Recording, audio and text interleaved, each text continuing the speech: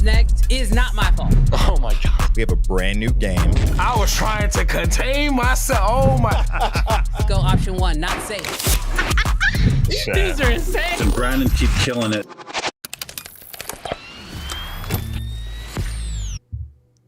Yo, what is good, creative fam? Brandon Washington here, and we're having a little late night stream, little evening stream. It's about 6:30 where I'm at right now, and y'all, it has been eating me up not talking to y'all about what's been going on, what happened at Cine Gear. So I figured let's chat, let's vibe, let's have a good time. Let's talk a little bit about Cine Gear.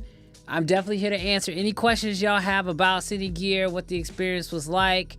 And also, I was thinking to myself, like, I have some stuff that I want to like test out on the stream. So I want to fix some things for like a single camera stream. Like I want to get chats on screen. I got a few things I'm gonna be working on, maybe some transitions, different cameras, stuff like that. So I figured, what the heck, while I am going to be building out the scenes, we can just do it together. So we can hang out, we can build out the scenes together. I can answer the questions y'all have. Let's chill, let's have a good time. Shout out to everybody who's already up in here.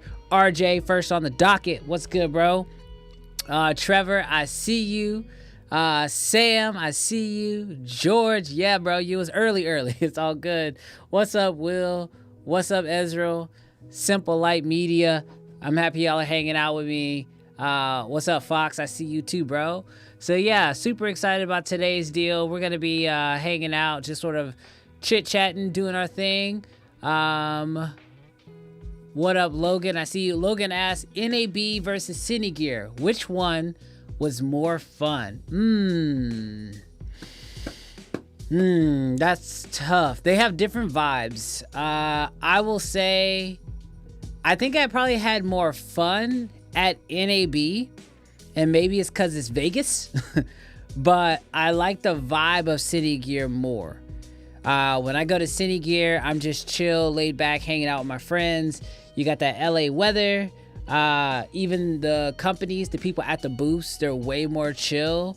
And so you can have like some real conversations. I think at NAB, like, it's so business, there's a lot of suits, a lot of money is like done, that like people kind of come into it with that sort of mindset. But for me, I really like, Cine Gear, because everybody's a lot more chill, it's a lot more laid back, and it's strictly like filmmaking. Like even to a point to where like Red was at Cine Gear, but Nikon was not. Nikon wasn't there. Red had their own like little corner cut out just for them. Nikon didn't show up.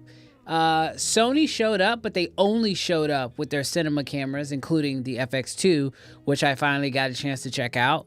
I'll definitely share my thoughts on that.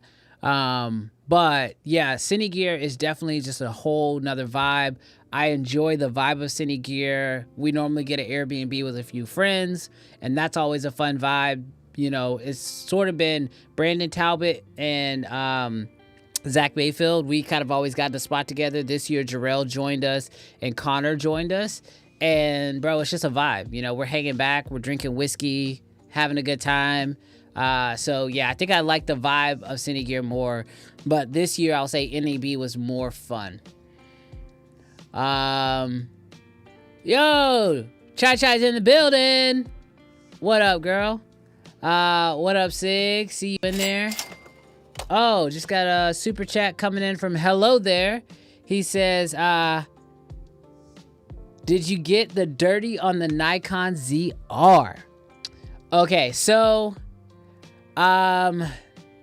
nothing official, but, what I did kind of hear, through few sources, let's just say what they told me was, you're not far off. I don't know what that means, because I've said a lot of stuff, but they just said, you're not that far off, you'll be happy. So we'll see what that means. Let's see. Oh, Tristan's getting a new Mac Studio. What's up, Tristan? Shout out to Tristan, another one of our members of our mentorship program. Super excited to have you in here. He says the Mac Studio is in the neighborhood. Bro, just be patient. It's almost there. Simple Light Media. All I care about is how was the FX2 in person. Okay. So, first off, the body is actually a bit smaller than the FX3, which is, and like it's very noticeable from when you're holding it. Which makes me a little nervous, especially if this is supposed to be the body that's gonna hold the FX3 in the future, or the FX3 Mark II. I don't think internal NDs are ever gonna be able to come into a camera of the current size. I'll also say, you know, I only shot with it for a little bit. We did it live. The warp, the jello, the rolling shutter, it's noticeable. It is noticeable. However, I don't think this camera is going to overheat whatsoever. I think they did a good job of repositioning the fans. It's definitely a hybrid camera, weirdly, because it has like a full switch that throws it back and forth between photo and video, which I found really interesting. EVF, solid. I like the design of the EVF.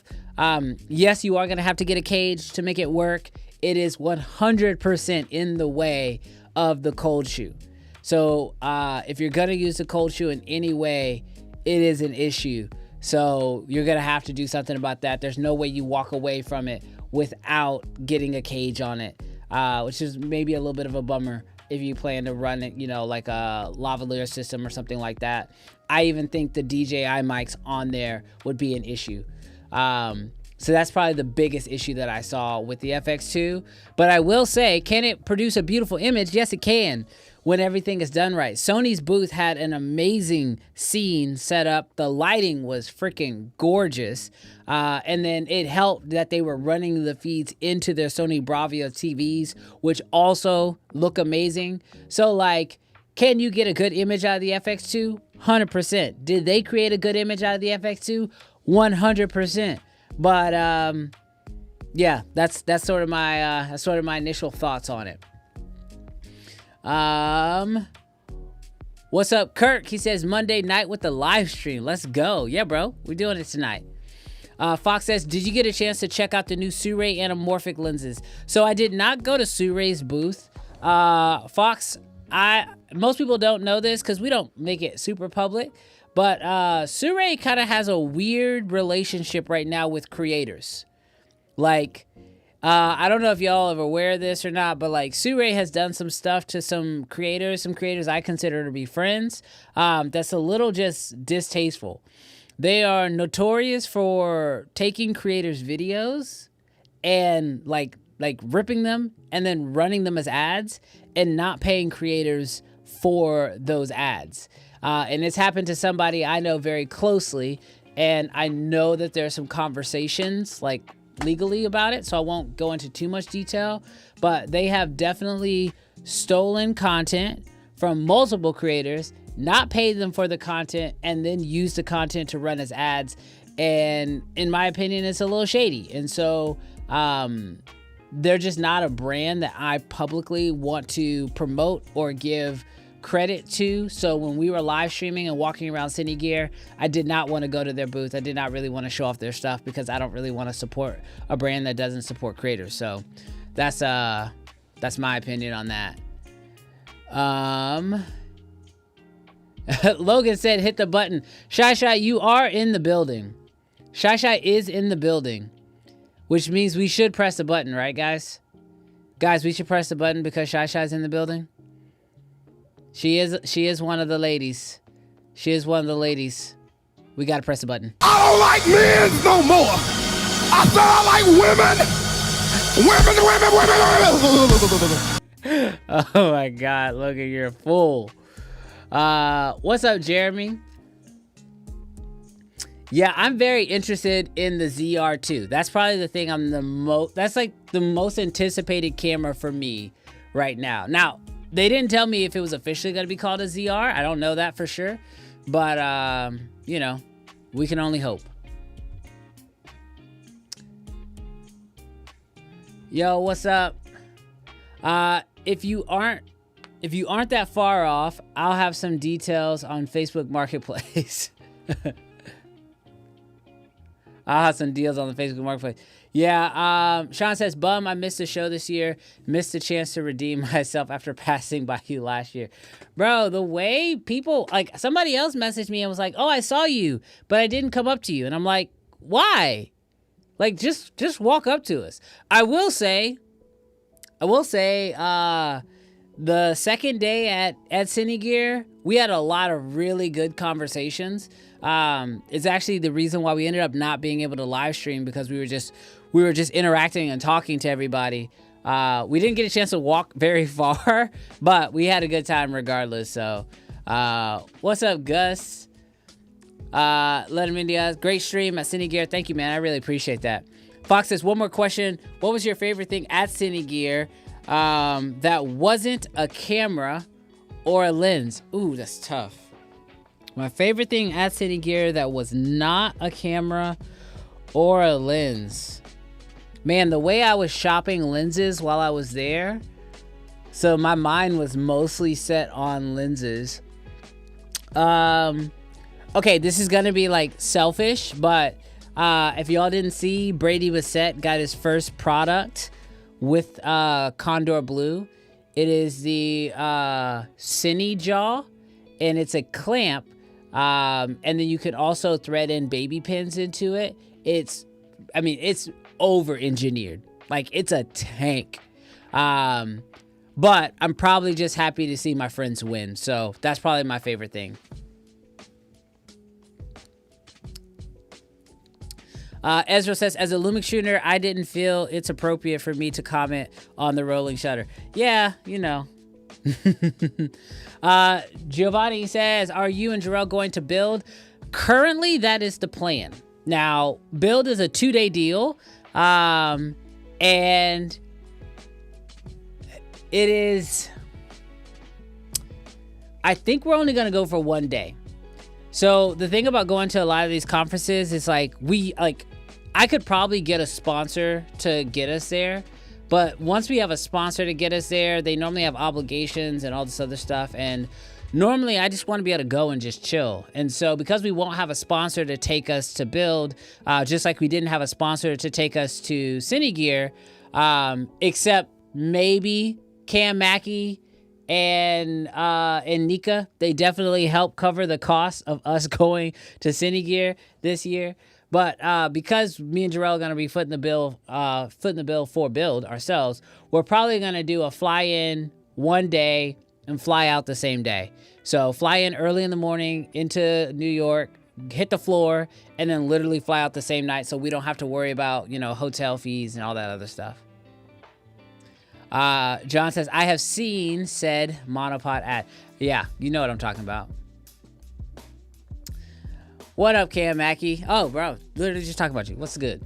Rylan says, bro, companies that use your videos for ads and then don't even give you an affiliate income after telling them they can't do it originally is shady. Bro, there are some companies out there that I have learned are just like super shady. And so like, I don't even want to give them a chance to steal my content. So I just won't talk about their stuff. And it's just what it is. Will says that happened to me with the tour box. They ripped my review and ran on it. Didn't even know until someone sent it to me. Bro, so I actually had that happen. Ironically, with this product that's on my desk right now, it's like a battery. Now, full transparency, they sent it to me in exchange to be just showcased in a video. And so I was like, oh yeah, no biggie. I'll showcase them in a YouTube video. And so I did it, showcased them in a video. And then a friend of mine was shopping for the product on Amazon and was like, bro, you're on Amazon. And I was like, what are you talking about? And then he showed me the video. They ripped their section. And like the video, I was talking about a lot of different products. They ripped their section out of the video and was running it on Amazon. And then ultimately I had to have my lawyer reach out to them and do a cease and desist. And then we ultimately ended up settling on them paying for usage rights. But bro, it's so, like, these companies are ridiculous.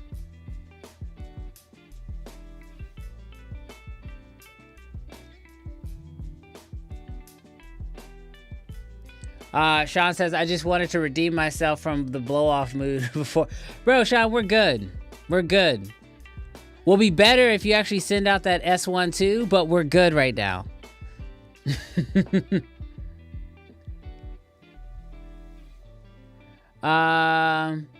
It's okay, Sean. Brandon said it's like he likes the FX2 more than the S1 anyway.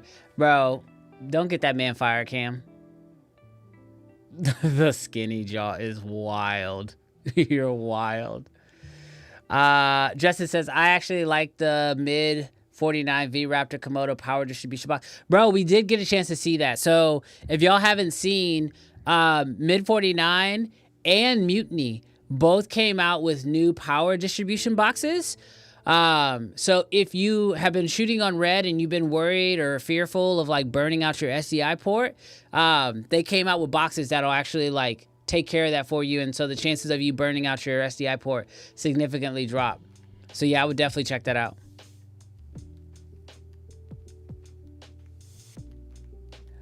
Brad says, yo, so what was the deal with the entry line and badging fiasco? Okay, so CineGear, like if there was a way to give feedback to CineGear, it would be figure out the lines when you first show up. Like when I tell y'all on day one, we waited an hour and a half before we could get into the actual, before we could actually get into CineGear. It was like a crazy long line that then broke into 3 lines and then there was like another line to get your badge. And it was so backed up that the people were just like, screw the badge, just go in. And so literally that was it. It was like, screw the line, just go in. So then on day 2, we sort of figured out how you go around the building. So we went around the building, found a shorter line, snuck in that way. Not because we didn't pay or didn't have our badges, but just like the lines were ridiculous. So we snuck around and then we figured out a way in this time because they said they were checking badges. So we got to the place, we got our badge, and then there was another long line. I said, screw that, let's go the way we went yesterday. And we went around this other building and ended up at the shuttles. And so the second day, it only took us like maybe 20 minutes to get in. But y'all, the lines at CineGear were ridiculous. And it was just to get in. Didn't make any sense. What's up, Giovanni? Let's see. Steven says, it was so nice to see you guys there, even if it was just for a minute. Dude, that's awesome. Lex says, Nika is going to be your sponsor. Bro, Nika was amazing. Seriously. Like, y'all have no idea how amazing, y'all's support of the show literally is the reason that we just keep going. So, we appreciate literally every like on the video, every subscriber, every member, every super chat. Seriously, y'all are absolutely amazing. We appreciate you guys.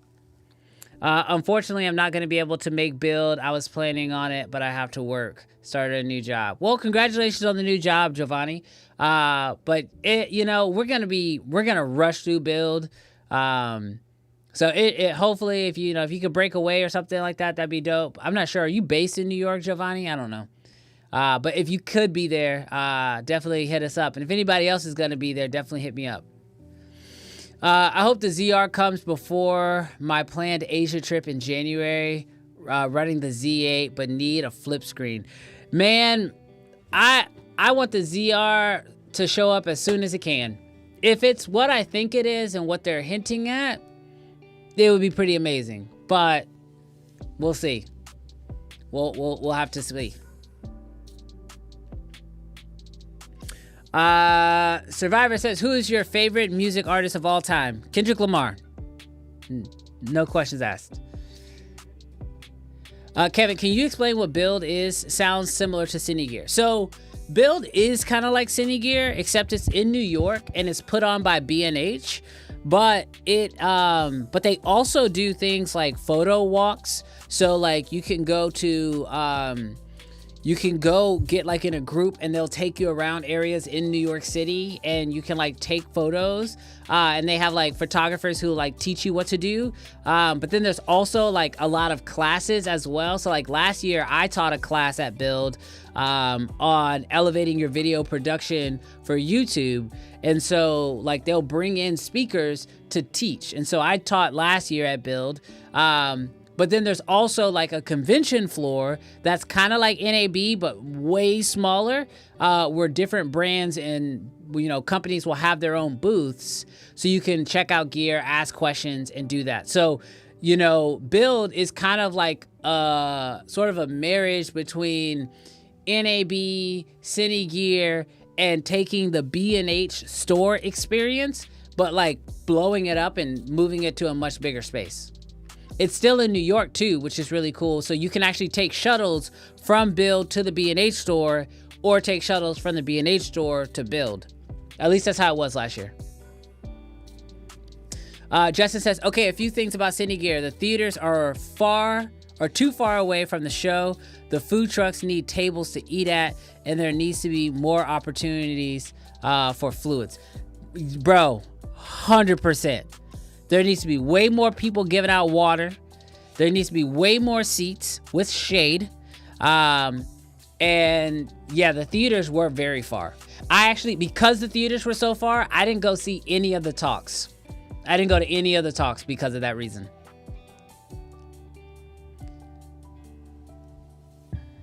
Kirk says, I'd do anything for a watermelon Red Bull and some CineGear right now. Well, bro, I just finished a can of a watermelon Red Bull right here. My refrigerator stays stocked, so if y'all ever come visit me at the studio for some reason, I almost always have watermelon Red Bull, but I got you.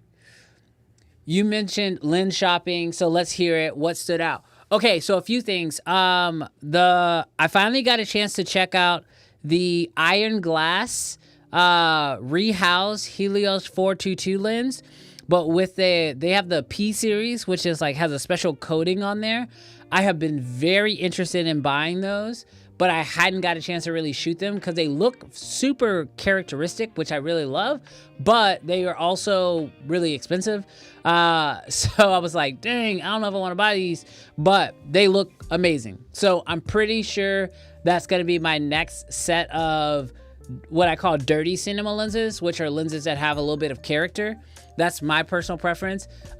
So the way I look at lenses is you have clean lenses, which are like, your Zines, your Irixes, your Nisis, your signature primes, like your high, like they don't always have to be expensive, but they're very clinical lenses. And then you have dirty lenses, which are typically, rehouse retro lenses, or there's like the Cook lenses, which they're not like the Cooks. They're clean, but they have character. They have a look, you know what I mean? So you have dirty lenses, and then you have anamorphic lenses, which for me right now, anamorphic just lives in its own little category. So right now, I've been shopping for a set of dirty lenses. Giovanni says, I'm in New Jersey. Might be able to make it happen, though. What day are you guys going to be in? We're going to definitely do day one. We're going to do day one. So I'm not sure which day it is on, but we're doing day one, whatever it is.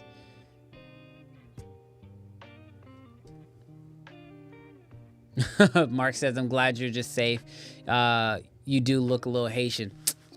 Bro, I'm not gonna lie though, when stuff was going down in LA, I was happy to get out. I was like, oh, it's getting crazy out here. I need to roll up out of here. What's up, Colton? Michael says, I just got my first Red Komodo X. Is there any online courses you recommend to learn DaVinci? Actually, my good friend Michael Tobin is working on a course right now, and we got a little something special that we're cooking up. So I will say Michael Tobin has a great course on DaVinci, but he's currently updating it, and we've got some fun stuff in the works in the world of DaVinci. So APC just rolled in. What's new? Man, we're just talking about Cine Gear, talking about our experiences, talking about some new gear. It'll be good. Caught your live on replay. Those frame rates on the Fuji Eterna was really disappointing when compared to the Ursa Cine 17K, but this is their first cinema camera. Yeah, so it's wild. I don't know if y'all, for those of y'all who did not catch the live stream from Cine Gear, they were so secretive about everything. They didn't want to answer any questions. We were live. We were asking this guy questions. He did not want to be on camera. And then when I said, at the end, I was like, dude, appreciate you. What's your name? He wouldn't even tell me his name. So I'm like, okay, Like, he had sunglasses on the whole time. He wouldn't show up on camera, which is like fine. I get it. But like, I'm like, you can't get on camera and at least say what you guys have already said. But he was like not having it. So right now, the Eterna definitely feels like it's, you know, very beta. From my understanding, is like no one's even allowed to like change the settings on the camera, because actually Connor was telling me when he went to the ASC clubhouse and they had the Eterna there, he walked up to the camera like we all do and just started navigating, and he pressed menu and he bricked the whole camera. So the Eterna is still very new, and they have no idea at this point when it's going to come out, what the price point is. They won't tell us anything. Brad says, hint, get the BILD app and map on y'all's phones. No burning up time, being lost again. Yeah. We'll be better. We're getting better every time we do this.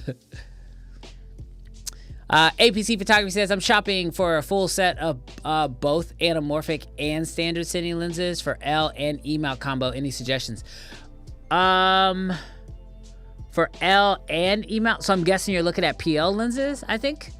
I will say right now, the best set of E mount lenses I've seen are the Zeiss Nano Primes. I actually just released a video about those on my main channel. But those lenses are freaking solid. And if you're looking for like a standard set of like just really good PL cine lenses right now, I mean,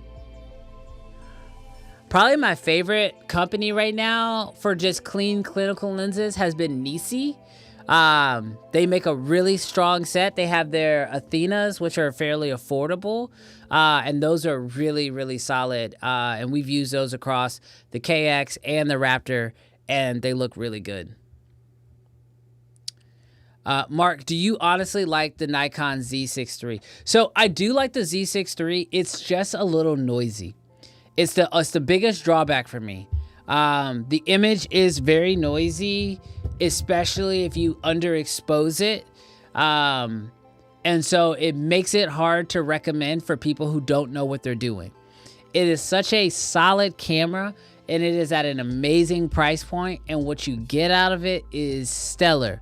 But if you don't know how to light your scenes properly, you will get noise in your shot. And when I recommend cameras, for me, a lot of times it comes down to also like how good is the person and what do they know.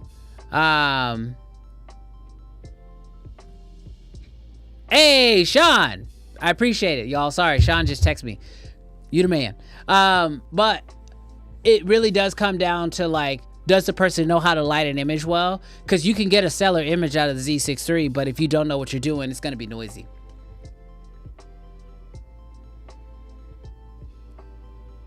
12Y Film says, I'll be there the first day BILD. We're located in NYC. Can't wait to see you and all the other industry greats. Yeah. Oh, dude, I can't wait to hang out with you guys. It's gonna be dope. What is the biggest benefit of the Raptor X versus the Komodo X outside of resolution and frame rates? So the biggest, dang, that's the biggest thing. I mean, you go from 6K to 8K. You go from Super 35 to full frame. You get 2 SEI ports for the Raptor. You also get extended highlights, which is probably like, so I've been doing some tests with my Raptor lately with extended highlights, and it's insane what extended highlights can do. Also, the dynamic range on the Raptor is just, I mean, well superior over the Komodo X. And we've seen this in a professional environment where genuinely Jarrell will be shooting with the Komodo X. I'll be shooting with the Raptor X. We're shooting the exact same thing, but my lights are not on and his lights are, and because I'm retaining all the details in the highlights, and that's not even with extended highlights turned on. So, you know, that's been sort of my experience. But I will say the biggest difference is going to be the resolution and the size of the sensor. And then there's some other features if you know, like there's some features for virtual productions. So there's a couple benefits, but for the most part, you're okay. DaVinci does a full free accreditation with book materials and full projects, editing 2 books, Fusion. Oh, yeah, DaVinci does have their own training course too. What's up, Doc? I remember last year at BILD, Blackmagic had the Pixis 6K and 12K on display. Even the 17K version was on display. They allowed us to play with it and showed us some many cool things involving the camera. Yeah, most camera companies do. It's the only reason why no one's like Fujifilm just knows the Eterna is not ready, so they're just not letting anybody use it. Lenses that can change mount from L to E mount, Athena's, they are great, but as you said, PL mount may way to go to. Might be the way to go. Thinking of rental once. Yeah, I would say, I mean, I feel weird about like my RF mount situation, as y'all know. Like, I feel sort of trapped. But I will say that the nano primes, you can change the mount on the back of the lens. I'm not 100% sure if you can change it to L, but I know you can manually change the mount, and it comes with the shims that you need to be able to do that. So that's an option. But personally, if you're buying cinema lenses today, I would strongly recommend going PL. That's what I'm currently doing. I'm currently converting. I'm selling all of my cinema glass right now, and I am converting everything over to PL because PL it's going to stand the test of time. All these other mounts seem to be, here today, gone tomorrow, or the cameras are changing so fast. That way, if if Lumix comes out with a great camera, or if Sony comes out with a great camera, or Canon comes out with a great camera, or Fuji comes out with a great camera, you can just, with PL, you can switch back and forth easily. Oh, Doc says, Doc, I didn't say you texted me. I said Sean texted me. Doc, you texted me earlier.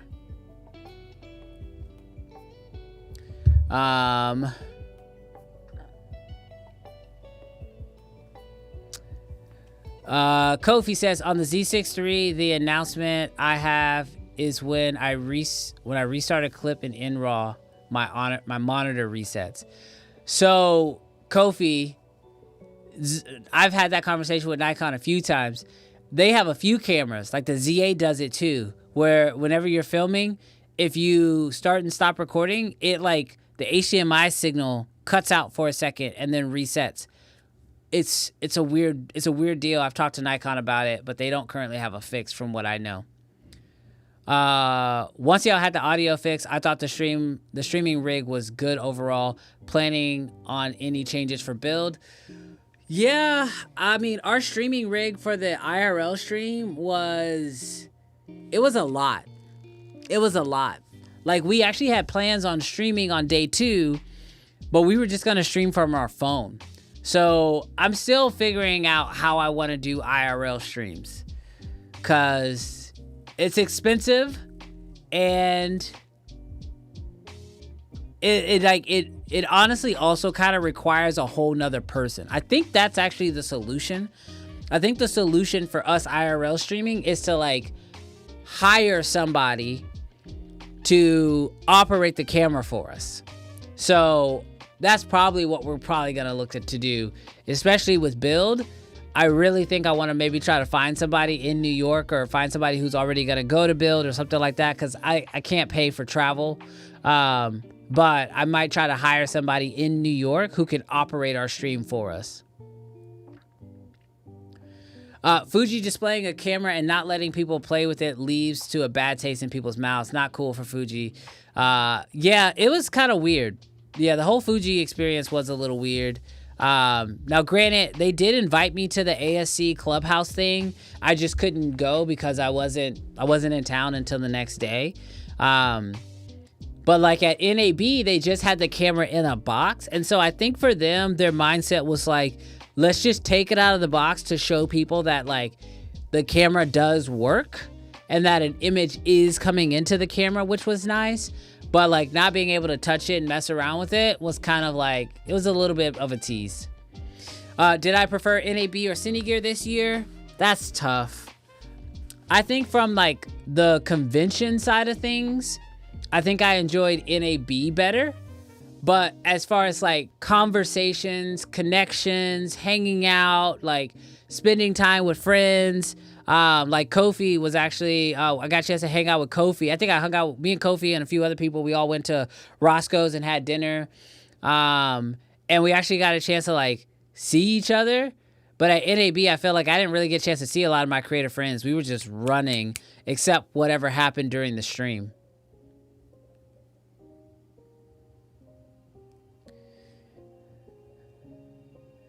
Cam says, I'll be getting a loaner of the Eterna as soon as it's ready. Well, let us know when they reach out to you. So that way we can figure out how good the Eterna is. Brandon, how's that Nisi RS 85? I don't have it.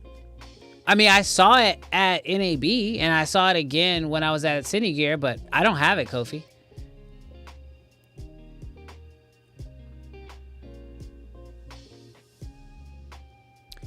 Doc, I don't call you Sean ever. So if I say Sean, I ain't talking about you.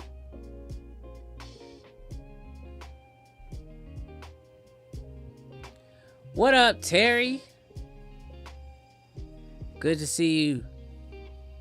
Bro, oh my gosh. So I gotta tell y'all about the craziest thing that happened at the airport.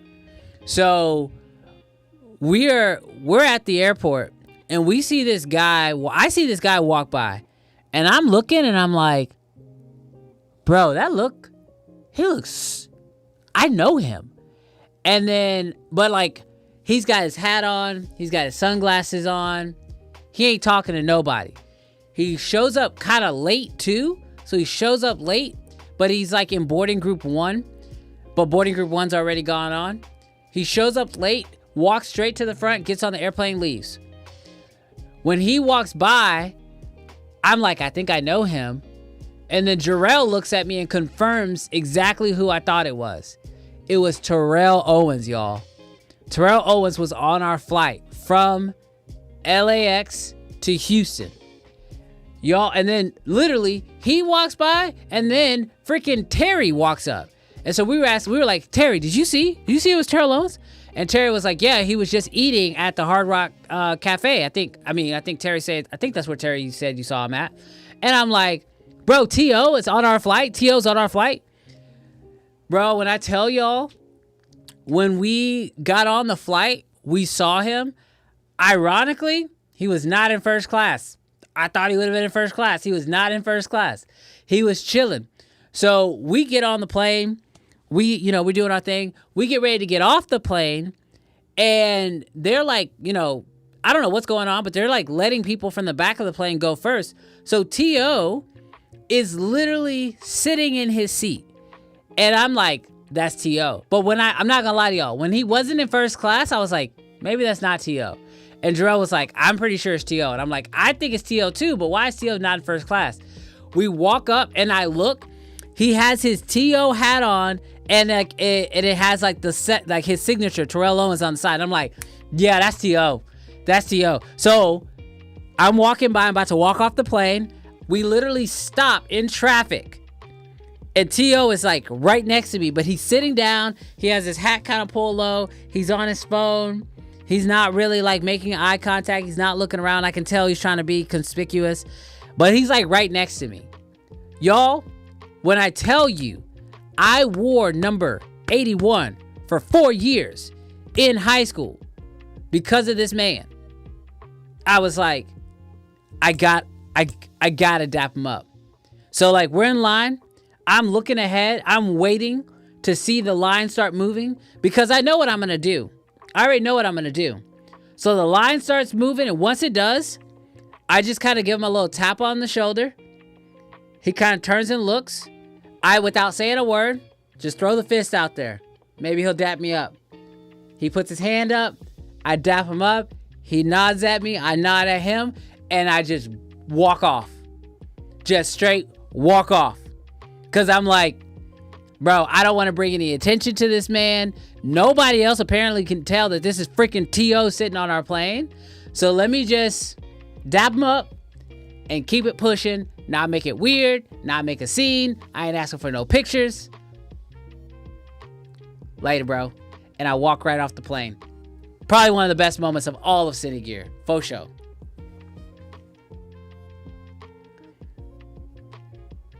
Yo. What up, Mighty? What up, Aaron? Giovanni says, hire me. I'll call my boss tomorrow. Maybe. Shoot, hit me up. Hit me up on IG if you want to do it. If you guys are gonna be at if you guys are gonna be at BILD on the first day and you want to help us out with our live streaming, you're serious, like seriously help us out with the live stream, hold the camera, all that fun stuff. Hit me up on Instagram. I will take you up on that offer for sure.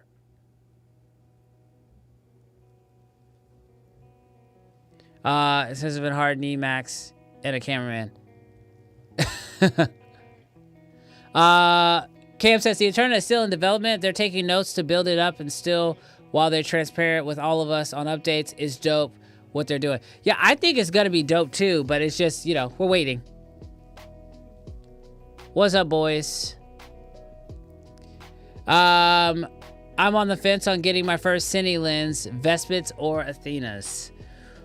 So I have not shot with the Vespits other than for like 5 minutes. But we have shot with the Athenas a lot, and they are clean. They are so clean. However, I will say, if I was picking between the two right now, just off of what I know, I'm leaning Athenas. Not only because of the fact that they're so clean, they're sharp, and we've worked with them a lot, but it's also the fact that they're so small. Now, the only problem with the Athenas is not all of them work with my Mofage adapter, which is like a PL V&D system. That's annoying.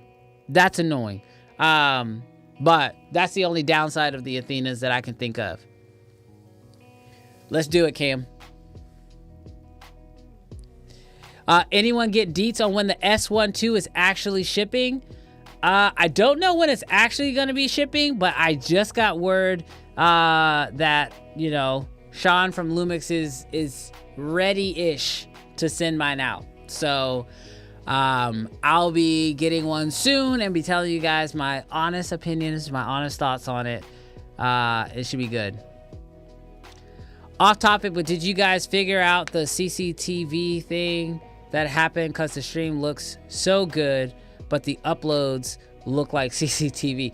Yeah, so the stream that we did on Friday looks pretty good because we streamed it, but for our clips this week, because we were out of town and we had really poor internet, it was hard for me to get the show uploaded.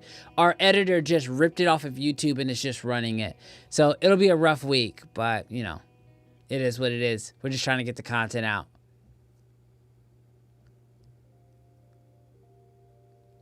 Love all I know about the Eterna, but I fear that it'll be a $25K price tag. I don't know where it's gonna sit. My brain goes both ways. That's one of the things I think is going to be the most important. I think it was possibly also industry norm that Fuji expected attendees to look but not touch. You don't go up to cameras on set and start playing with it. So maybe Fuji had a wrong audience assumptions. That's not CineGear, y'all. I'm telling y'all, CineGear is a walk up and try it out for yourself situation. Like, that's the whole point of CineGear. Is you have DPs, you have directors, you have grips, you have producers, you have full production companies who go out there to check out the gear, test it out for themselves, and ultimately decide if they're gonna buy it or not. Terry knows TO. They get their shirts from the same company. You're wild, Doc. Yeah, he was at the Hard Rock Cafe. Yeah, no, he was wild.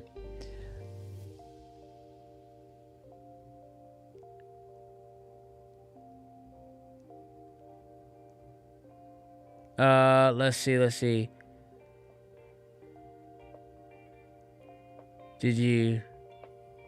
How high did you have to jump to dap him up? First off, you're disrespectful. All right, let's get this straight. Second of all, he was sitting down and I was standing up. So it was just, I actually reached that. I'm done. I'm done.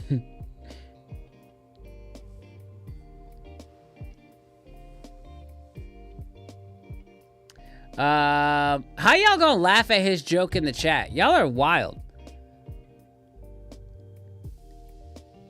Marshall says, I don't really follow hockey. Who's T.O.? That's wild.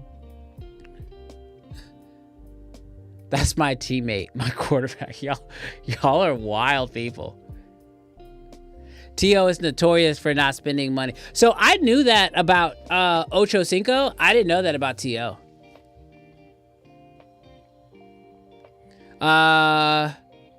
With your time at the Red booth, does the Z mount Komodo X have substantially better autofocus? So I've actually tested it myself. I didn't really test it at their booth, but I've tested it myself, and the short answer is no. It's not substantially better.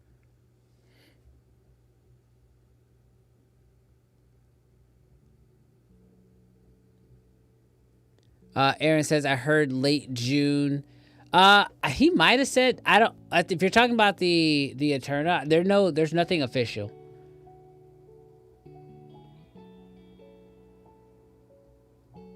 I heard the S12 will be shipping. Oh, you were talking about that. The shipping in late June. Yeah, I'll try to see if I can figure it out. Yo, what's up, Nika? Nika in the building. Chat. We got a lady in the chat. And because Nika still has not given me the alternative. I don't like men no more. I said I like women. Women. Nika, if you want me to change the meme, you gotta tell me what to change it to. Ladies, if y'all want me to change it, you gotta tell me what to change it to.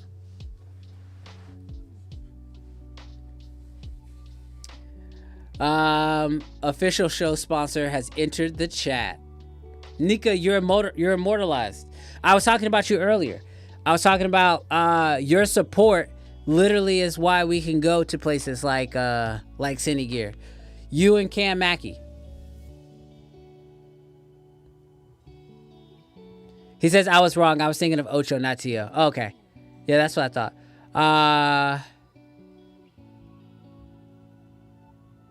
Let's run it. LOL, I'm busy working. No time to find another one. Hashtag Nika Moneybags is wild. Nika, you're a celebrity. You changed the whole course of the show. Man, what's up with Sony? They're falling behind. Bro, it's wild. Honestly, it's weird because like now, y'all, I don't know if he's gonna release it or not. Cause I was very honest, which is probably not good. But Potato Jet was working on a video and he was like running around asking creators what their thoughts were on the FX2. And I feel like he was just doing homework for Sony so they could be like, all right, don't work with him anymore. Don't work with him anymore. And he asked me my thoughts on the FX2 and I kept it a buck. I was like, I don't know really anybody who it's for. And I was like, who do you think it's for? And he was like, it's for me. And I was like, okay. So, it was really funny. What's up, Mr. Camera Junkie?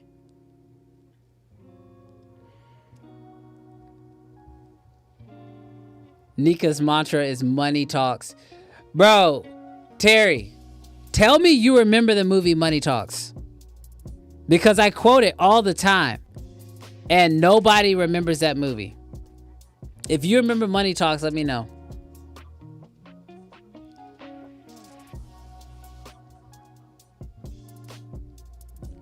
So I checked out the Ergo Rig website, and it's close to $3K for the upgraded features that they showed off at CineGear.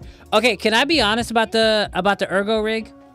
Is the Ergo Rig? Is that the company that put that thing on me? Let me see. Is that the company, y'all? Let me look it up real quick. Yeah, it is. Okay, so let me tell y'all a little bit about cinema devices. So last year, or no, 2 years ago, I went to NAB. And cinema devices, we kind of were talking about this earlier, about companies that just like use you and then, you know, whatever. So I did like a little thing where they took the rig, they put it on me, everything that y'all saw me do on the stream. They put it on, I checked it out, and it's cool. It is a cool device. But y'all, at NAB, we had talked, this again 2 years ago, about them. They were like, yeah, you know, we'll send you one out and let you have it. Do you mind if we shoot a video of you trying it on? And I was like, yeah, we could do that. I mean, heck, it's the least we could do. You're gonna send me one.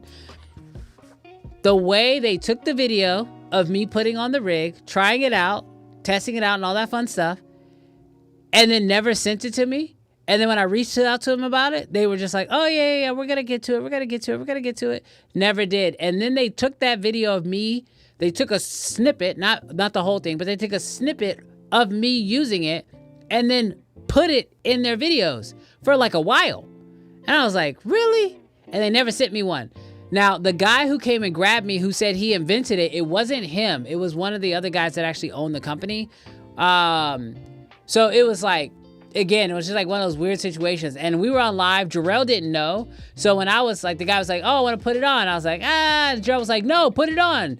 Jarrell didn't know any of it. But so, and ironically, they've already taken that piece of content, and I saw they were running it too. Somebody was like filming from the side, me putting it on. I didn't even catch it. So, gotta love it.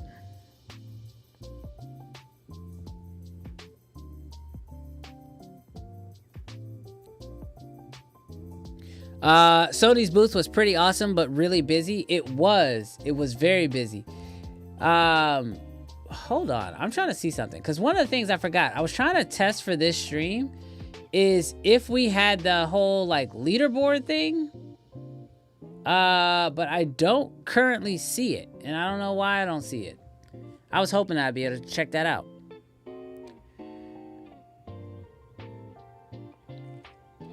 Mr. B says audio is hot, always peaking. My audio is hot right now? Chat, is my audio hot? Have I been peaking this whole time and nobody told me? If you're talking about on the stream, yeah, the audio was a little hot at the beginning.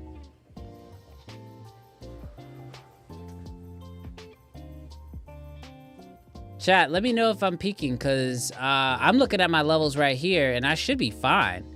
I'm not seeing any peaking on my side. Okay, Doc saying I'm good, audio is good, sounds great to me, it's good, you're good, AV is fine. Okay, all right, I appreciate it.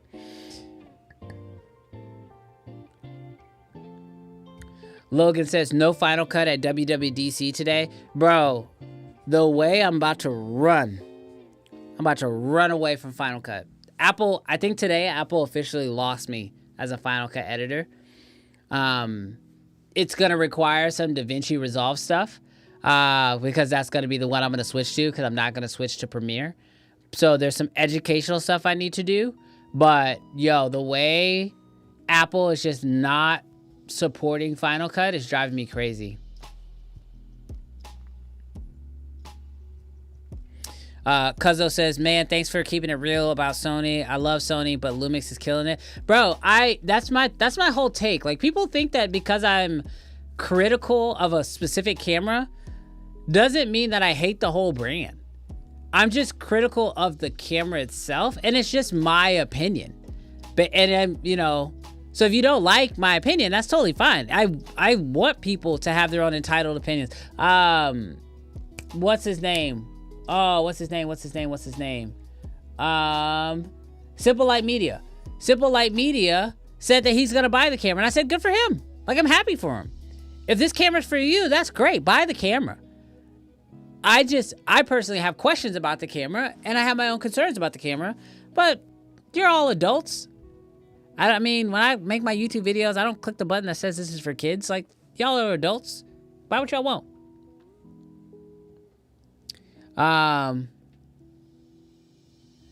Fox says, when Sony is ahead, they get lazy. Thank goodness Lumix and Blackmagic are stepping up, since it'll make Sony hungry and competitive again.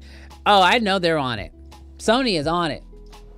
Like, they have definitely got the message loud and clear. There was a conversation that happened. I might talk about it on Friday because I just need to confirm with a few other people who were in the conversation what they're comfortable with me sharing. But there was a conversation with somebody important at Sony, and Sony knows, and they are not happy. I'll say that much right now. I might be able to say more on Friday. I just don't want to get anybody in trouble.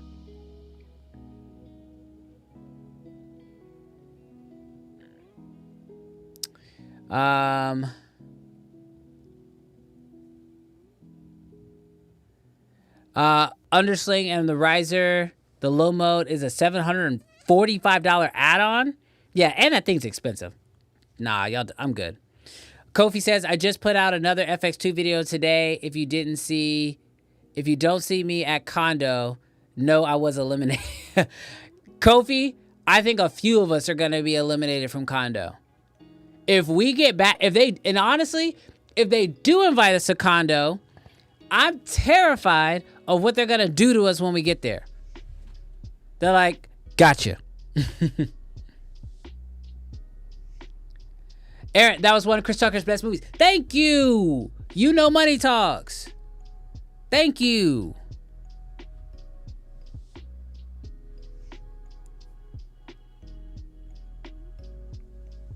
Lesson learned, man. Everything is under contract, my guy. Yeah, dude. And that's the problem. It's like sometimes they don't even ask your permission. All right, those are all the audio. It's good. Audio is good.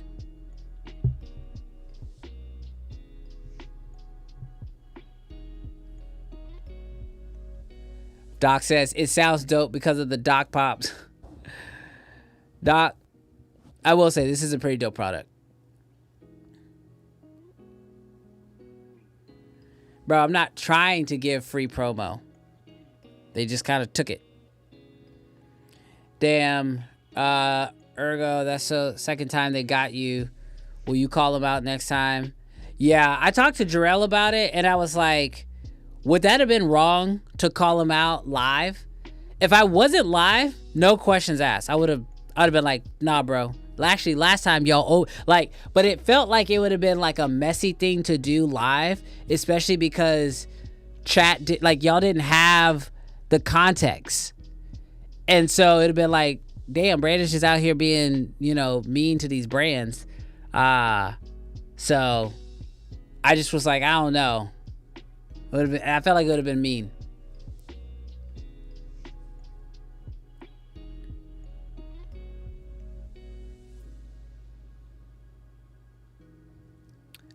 George says, after Sony announced that they had reached #1 position in full-frame mirrorless sales, they internally refocused on improving profitability. I have a document I can share. Really? Bro, send it. Send it to my, DM me. Send me on Instagram. I'd love to check it out. Final Cut is not going to drop at a developer conference. I mean, I don't see why not. Apple talks about their updates to all their other software. I'm not asking for a whole new Final Cut. I was just asking for some updates. He says, do it on stream. I still got to edit that wedding video. Bro. Nika, get that wedding done. I was expecting Apple to announce an EOL for Final Cut Pro and endorse DaVinci Resolve. Bro. The way I'm just like, Apple, you make movies. Like, if y'all haven't seen that new F1 movie, that's a Apple original. Like, did y'all edit it in Final Cut? Did you color it in Final Cut? Like, come on, do something.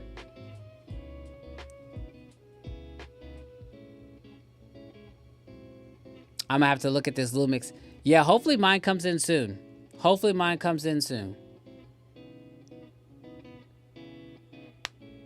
Final Cut is in transition. I still got peeps on the team.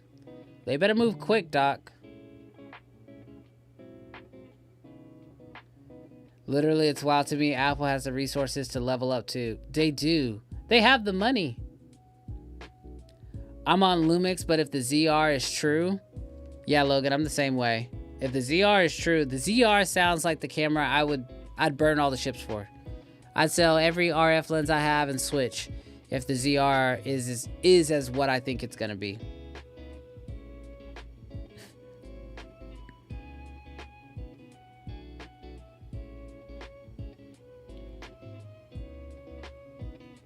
How about a Colt 45? I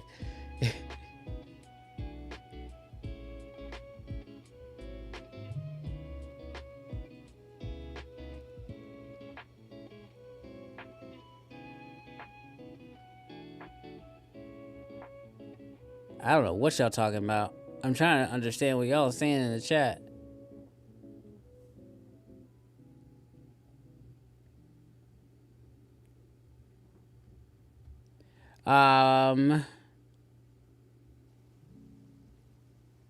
Hi, Brandon. As a fellow production company, I'm struggling with a specific issue. I'm encountering more clients expecting photography from me. Does your production company have a photography person? Or do you do the photos yourself? I'll subcontract it. I'll just contract it out to another photographer. Sometimes I'll do it myself if it's like I'll do product photography, but I won't photograph people. I don't like photographing people. For fun I do, but not professionally. What do you think about Topaz video AI?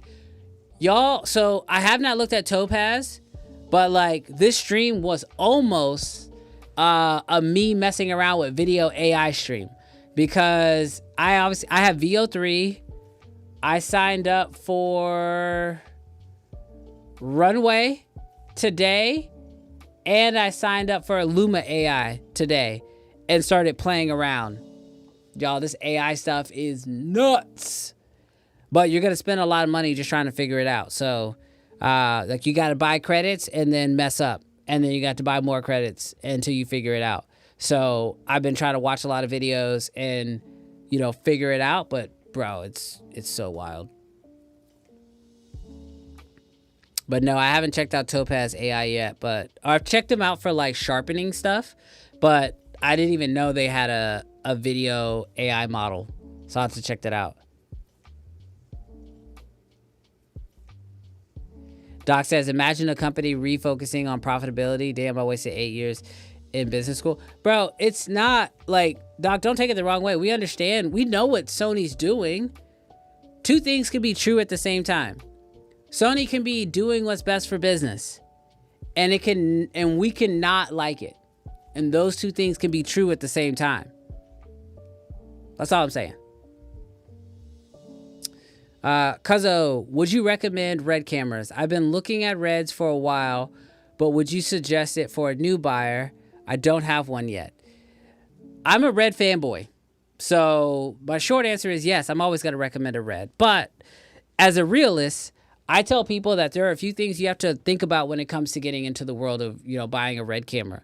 It is a slower workflow. Everything about the workflow is slower. Even the camera takes longer to turn on. Normally with a RED, to get the best use case out of it, you're going to want to have a small production team around you. So like a first AC, some grips, stuff like that to actually help you. There's quite a bit of accessories that you have to buy when it comes to getting a RED. So monitors, you know, PL adapters if you want to put a PL lens on there, batteries. The Komodo X is better because you don't need as many accessories. But if you're buying a Raptor, I mean, Raptor have decent I/O ports too, but most Raptors, you're buying a pretty good amount of additional add-ons. If you're buying the OG Komodo, you're definitely going to have to buy some accessories for it.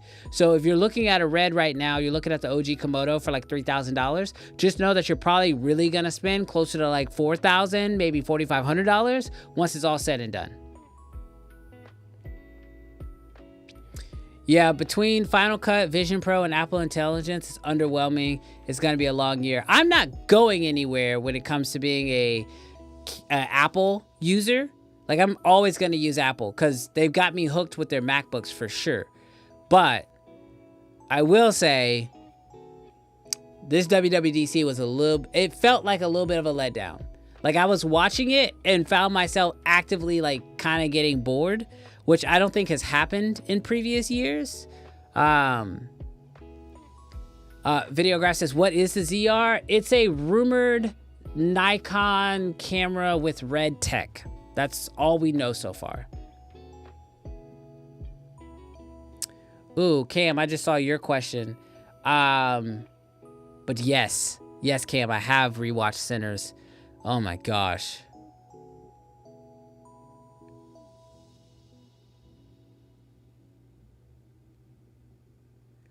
Oh, that's what y'all were doing. Nika, I was reading all that out of context. I was super confused for a minute. Apple has resources for Final Cut advancement, but I'm not sure they have the mentality for it. I think they can do it. I heard that, and Doc, you probably maybe know, but I heard that, that when the Apple Vision Pro was being worked on, they pulled people from the Final Cut team to work on it. So that's why they got a little behind. Kirk says Jarrell's wife takes photos. Yeah, not because she wants to. I love doing portraits. I love to do portraits too, Nika. I just don't love to do portraits professionally because I find that people are so picky about the way they look that like I'll take a photo that I think is stunning, but the person has a problem with the way they look, and so they then don't like the picture. And it's like, you look great, but they don't see that in themselves. They only see their flaws, and so they're not even looking at the photo anymore. They just see their flaws. And I learned that, like, for me, I just don't like that experience.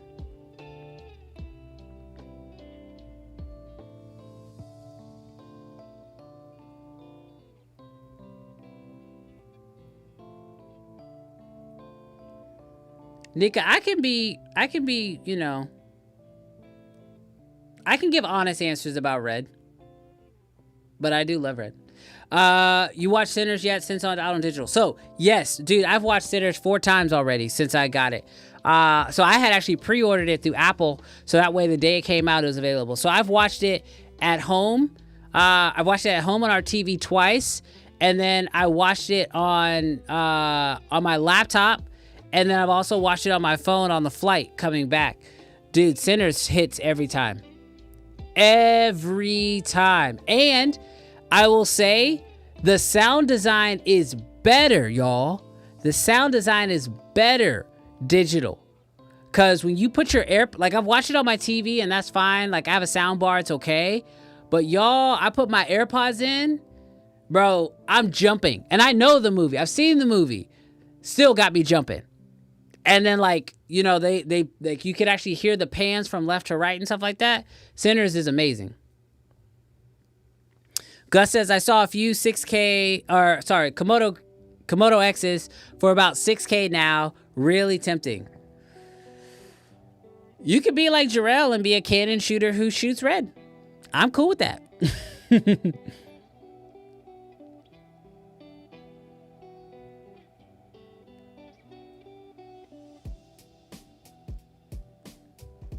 Doc, no one's trying to tell anybody how to run their business. We're just idiots complaining on the internet. Glad Sinners, maybe it's supposed to be Got Sinners through Apple TV movie changes aspect ratio to show more of the IMAX scene. Bro, that is true. When you watch Sinners on digital, you will see the aspect ratios changing, just like The Dark Knight. If you get the digital version. The only time like I saw The Dark Knight not do that is in when I watched it through Netflix. I remember I was watching it on Netflix and they just cropped it. But when you watch the digital version of Sinners, you'll see the aspect ratio change. It's awesome.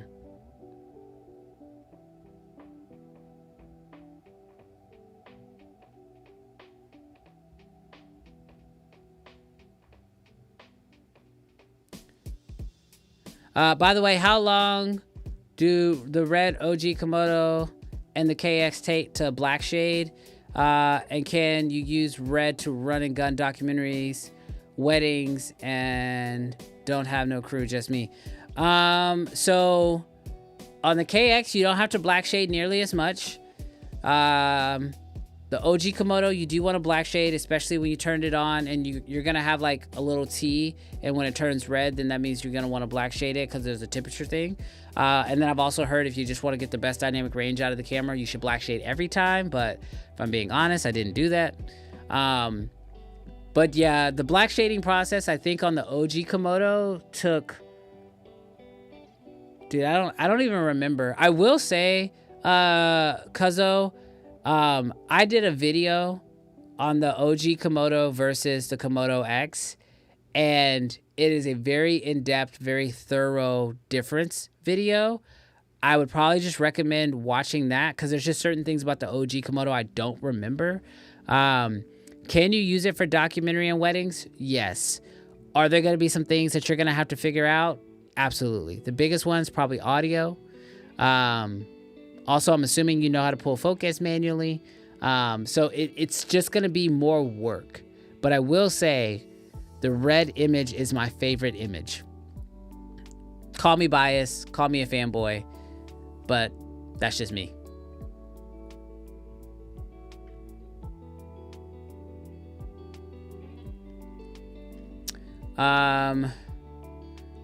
Coming out of Cine Gear, what are your feelings about the industry in terms of future?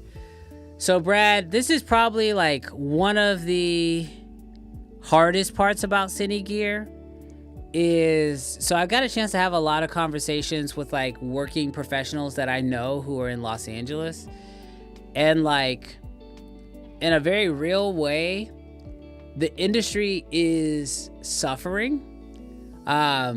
Productions and budgets and everything is like, the business is down like 40%, which is a lot.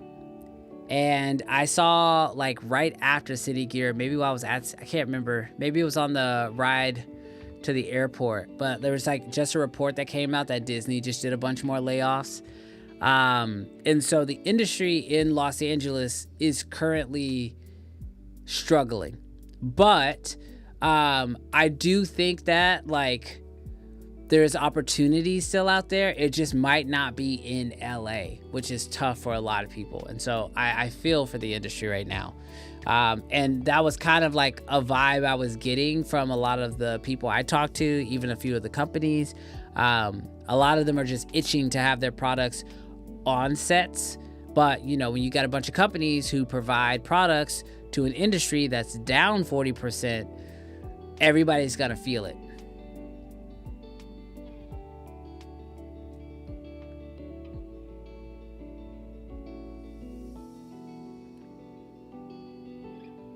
Mike says, I'll be honest, I felt like Cine Gear was a continuation of NAB on a smaller level. Nothing really new, not much, but I like how small it was. Yeah, I mean, the truth is like, especially this year, I feel like you could have gone to either one and had a good experience or had a very similar experience. I don't go to NAB, Cine Gear, BILD. What's the other one I go to? Vid Summit. I don't go to any of the conferences most of the time for the gear. Like, I just don't. Because you can go to one and get everything you need to get. What I normally do is I go for the interactions. Hang out with friends, network, meet new people. That's kind of it. That's sort of my take. So yeah, I totally agree.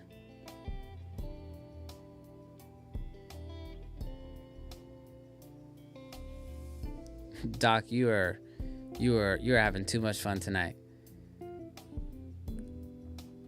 Final Cut Pro is still the most fun editor in my opinion. The UI is great and cutting feels great, but the feature set just isn't competitive anymore. Yeah, Logan, I'm kind of in the same boat. If I'm editing something quick, I'm gonna use Final Cut. And even if I, switch fully to DaVinci, I'll probably still use Final Cut for like quick stuff because I mean it's just so fast. Now I've been told by DaVinci editors that I can get just as fast in DaVinci as I am in Final Cut. We'll see, but Final Cut is it is pretty nasty.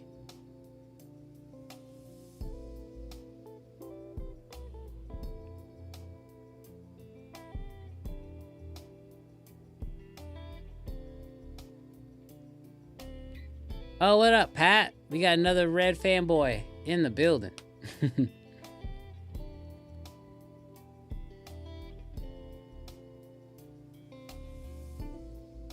Gus says those Disney layoffs were because of Snow White, I'm sure.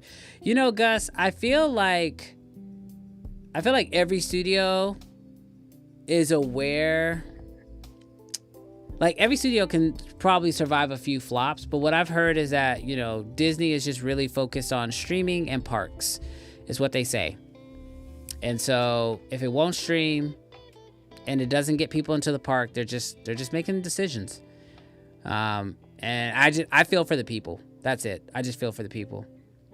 The crazy thing is, I'm a Red fanboy. Everyone is going crazy over the movie called The Creator. The FX3 has only one movie under its belt, but the OG Red Komodo has over 10 movies.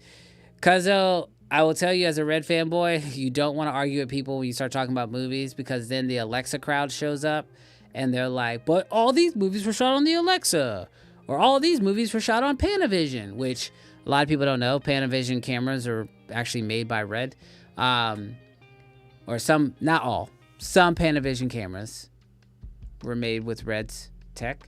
But then you also have, you know, the people who say film. So I don't look at who else has used the camera to justify if the camera is good or not. I shoot with the camera. I see what I like. And then that's ultimately what I choose to go with. And I've shot with an Alexa. Maybe I didn't shoot with it enough, but I shot with an LF. I shot with my Raptor side by side.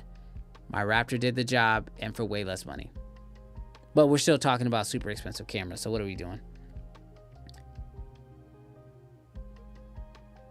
Doc says, what you said before, B, was correct. All cameras are basically dope. Learn composing in business, and you can buy whatever you want. Use OGs came up without owning a camera for 5 to 10 years while we learn. Yeah, all cameras are dope. Giovanni, so true. I didn't fall asleep, but it was meh to me. Any chance you would do a video or live on color grading Red footage and getting the most out of the raw?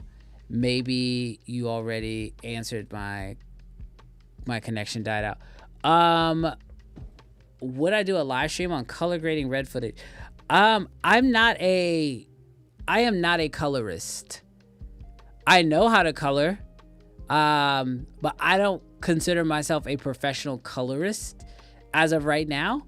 But I mean, if you guys just want to know my workflow, I could probably do something on just like my Red workflow.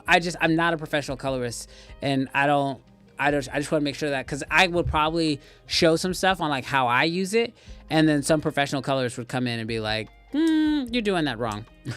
So Resolve is king.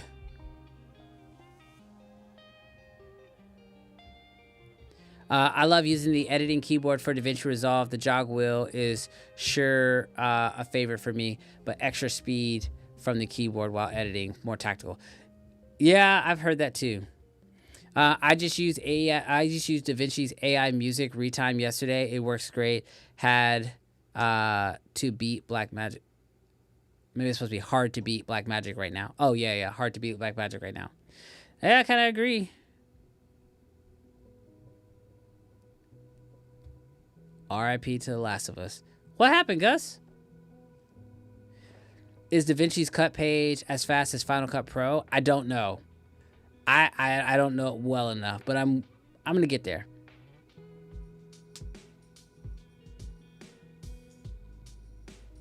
Absolutely, networking and meeting folks. I saw you guys both at NAB and Friday at CineGear, but you guys were live streaming, and I'd hate to interrupt. Mike, I had told y'all, interrupt us, bro. We don't care. If we're live streaming, interrupt us. Oh, that sucks, bro.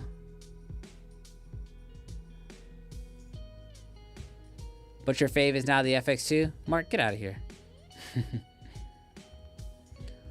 Resolve 20 giving source tape in the edit page was huge for me. Made a big difference because I still prefer the edit over cut page. Either way, it's fast enough when you're familiar with it. That's what I'm trying to get to.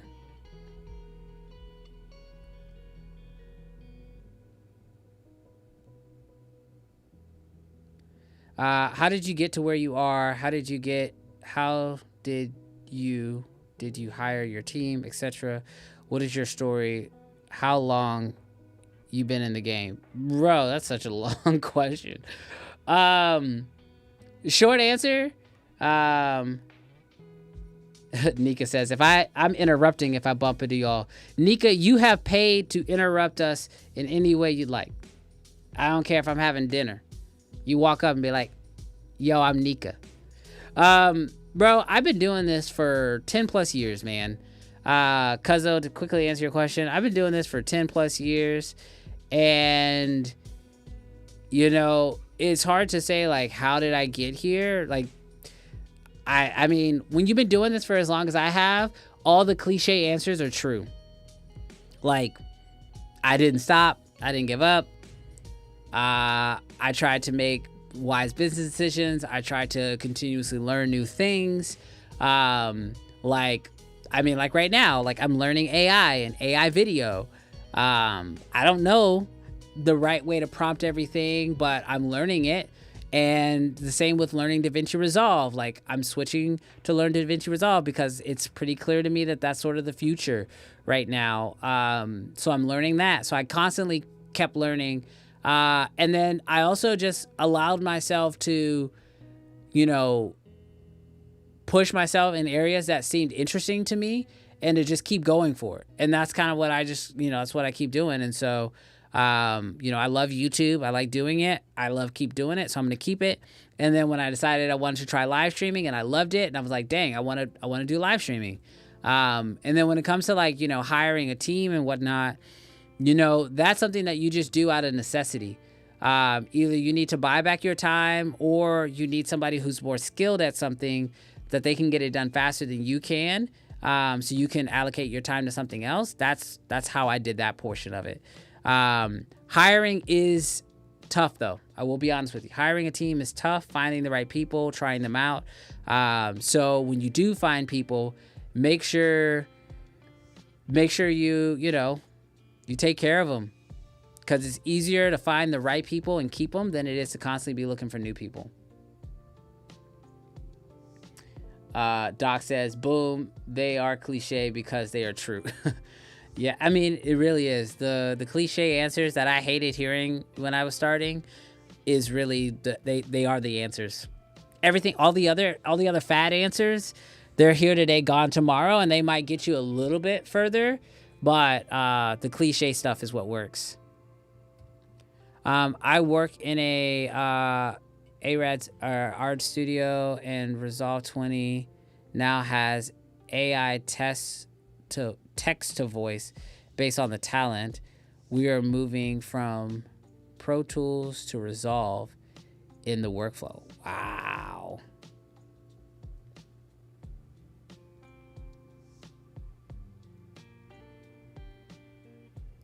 I feel like Blackmagic is making a special camera and editing pipeline in DaVinci is very telling for Apple.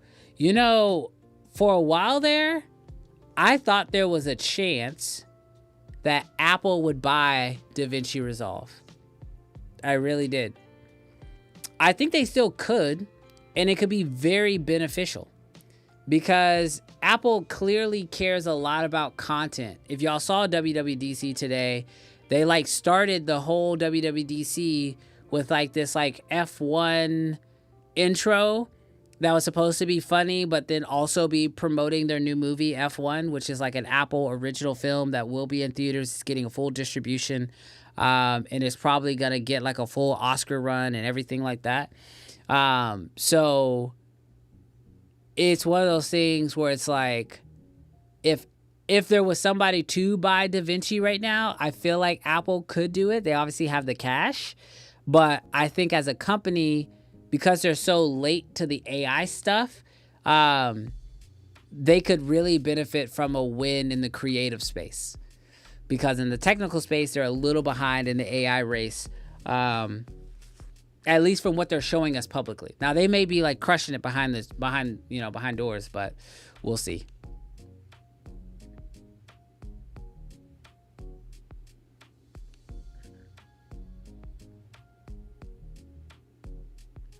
What did he say?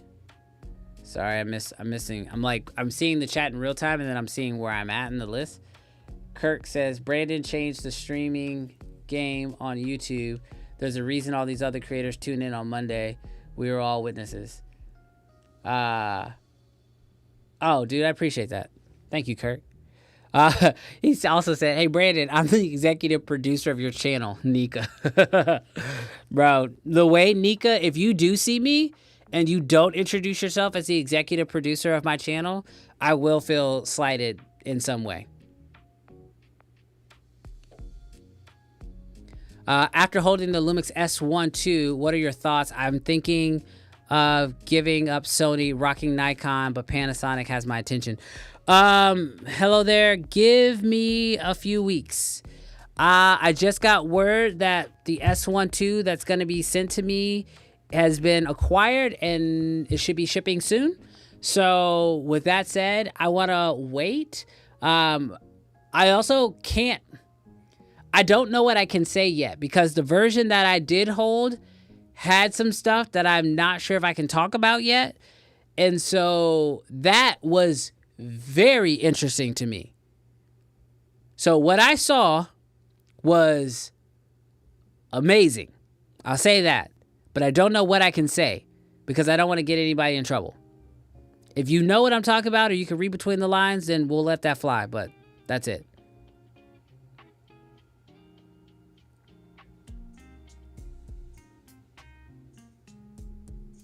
Nika says, dang, was Snow White that bad? I didn't go see it, but that's all I heard. Shout out to building a community instead of chasing bags for these camera companies. I appreciate you, bro. Maybe it's just the circle I'm in, but it seems like a lot of YouTubers and got their start from doing videos from their church. I did church videos. The reason why I think a lot of people who work in churches do so well is because you get a lot of repetition in churches. I mean, you got to make new content every single week and you get feedback every single week. So for those of y'all out there who are trying to find a place to go in and work on your skills and get better, I would strongly recommend check out a church. Excited to have discovered Vimeo didn't abandon Apple TV app. They finally updated it. You used Vimeo for the quality, still remains better that YouTube still remains better than YouTube for image quality. So I don't use Vimeo at all because Vimeo got to a point where they started wanting to charge like crazy amounts of money for nothing. So I don't use Vimeo personally, but Vimeo is still the best quality you can get. So that is true. They are better than YouTube in that area. All good. I want to make a video. What'd I do? No, we should be good. I want to make videos, but I don't like being on camera. I don't like how I look and the way my voice sounds, but deep down I do want to make videos. So, Cuzzo, I totally get it. I mean, if you go through my main channel, like specifically, you'll see on a lot of videos, people have told me that they don't like my voice. I don't necessarily love my voice either, but you just kind of learn not to care to a certain degree and do what you love. Now, if you don't want to be on camera, you don't have to be on camera. And if you don't want to talk on camera, you can make, films or whatever. But honestly, like, I would say don't even worry about it. You'll find your audience, you'll find your people when you start making what you're passionate about. I mean, take a look at this audience that's here watching us live right now. Like, everybody who's here hanging out. When I made this channel, or we switched over to doing live streaming, I didn't know if anybody was gonna like this content. I didn't know if it was gonna resonate with people. You know, having a show, like we do a show on Fridays, I didn't know if that was gonna work, but I knew I loved hanging out with my friend Terrell. I loved talking shop with him, and we also loved hanging out with other creators who enjoyed what we liked, and so we just made it. And when we first started, there was like less than 20 people who were watching us live on Fridays. Now on any given Friday, you know, we're pushing 200 plus people watching us live. We've had even up to over 300 people watching us live on an episode. And then obviously, you know, it goes on to do thousands of views after the stream. But when you make something that you're truly passionate about, I think people can tell, and they, like, people who are also passionate about that thing are drawn into it. So for anybody out there who is like thinking about, you know, making content for yourself, and you're worried about, you know, will people like it? Will people like me? Will people like my voice? Dude, I know every video I post, somebody's going to comment about not liking my voice. I learned not to care. And that's the only way to get better at that, is to just keep doing it. So I would not let that stop you. I would just keep going. I would keep hustling. I would just do it, man. Because the benefits on the other side far outweigh that feeling of safe of not doing anything. So I would just go for it.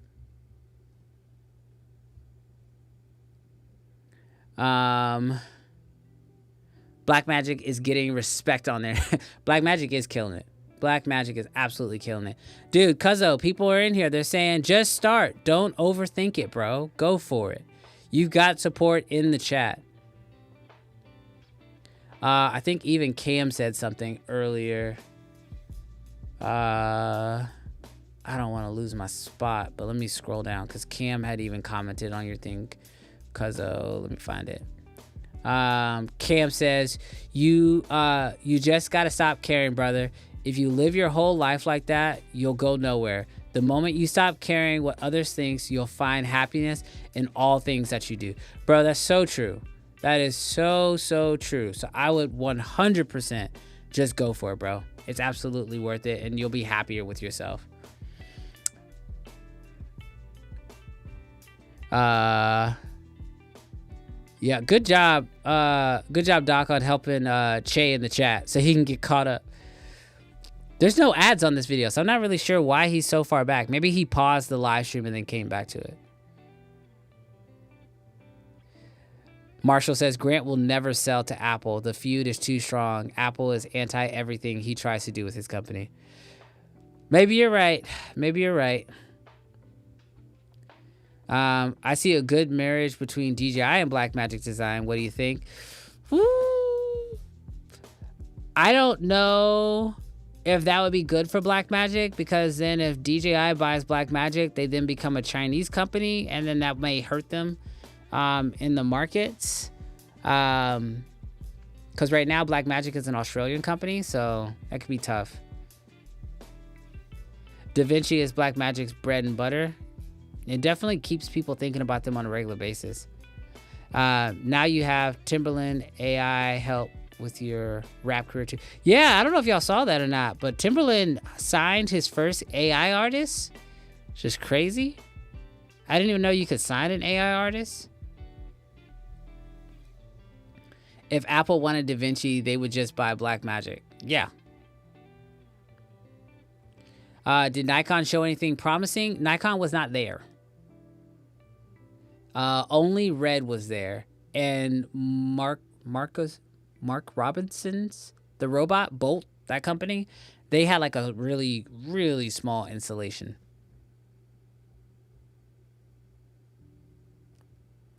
Chill says, hearing from folks that the new Blazars won't ship till July. Sad face. I don't know, but Cam Mackey was in the chat, so maybe he knows. Oh, actually, it looks like he already answered you. Just prove my point. Every insecure person will focus on... I don't know if that was the actual answer, so let me just keep going.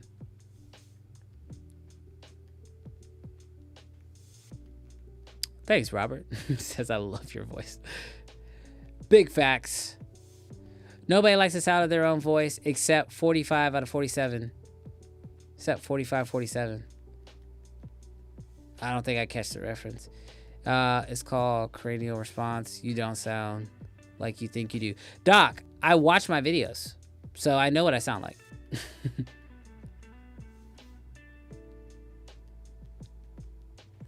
You have to be a narcissist to be on YouTube, though. Maybe.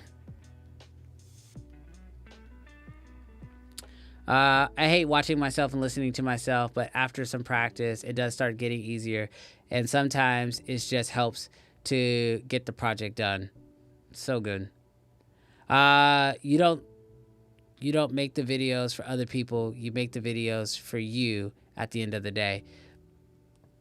I do the live streams to connect with other people, but I understand what you're saying. I make this style of show because I want to make this style of show. Like, it's one of the reasons why I know we're not, like, it's a joke, but it's not a joke that we're not sponsorable. We are sponsorable. Like, there's some awesome companies that have come alongside us. Like, Doc is in the chat. He works with Ecamm. He works for Ecamm. Ecamm sponsors us because they know who we are. They know what we're about. But, like, in a real way, like, you got to create what you want to make.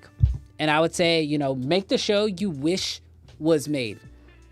And if the show already exists, then there's no reason to make it. Find something that you want to make. Now, if there's a similar show, but you want to do your own twist on it, then that's what you should make. But ultimately, you should make the thing you want. I mean, I wished before we started this whole uncensored journey, I wish there was a camera show that was like for camera nerds where you could hang out and we could build community and we could talk about the latest news and whatnot. And so that's what we did. We built the show. And the truth is what the show looks like today was not necessarily what I envisioned. It's gotten better. There's more people. Literally, chat, y'all have influenced the stream a lot. And so, sometimes you just got to start the journey and then, be surprised where it takes you.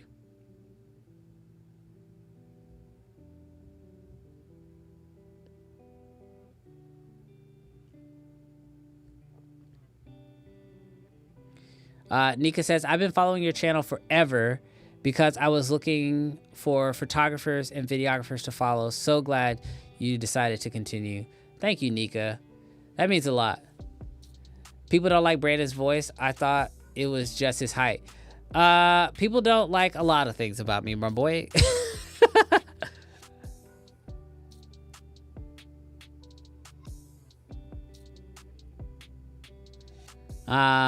Listen, as I own the Ursa Cine 12K, I must say I love Blackmagic's large format RGBW sensor combined with DaVinci Resolve. It is an incredible combination. Yep, just do it. Yeah, bro. Thank you for the love. Y'all just encouraged me to do it. Bro, do it. Go for it, cuzzo. Run it, bro. Run it. Jay says took a nap and came back. Cuzzo creative, bro. Let's go.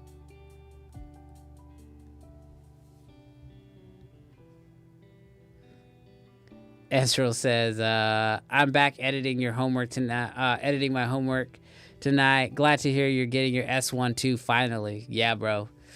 Finally. Timberland is on Yellow Wild. How about in the future, I interview you, but what if I wear face masks in my video? Bro, don't wear a face mask. You wildin'. Did Panavision show up and show off anything interesting? No, bro. Panavision just shut down a whole department. Cam got the reference? What did I miss?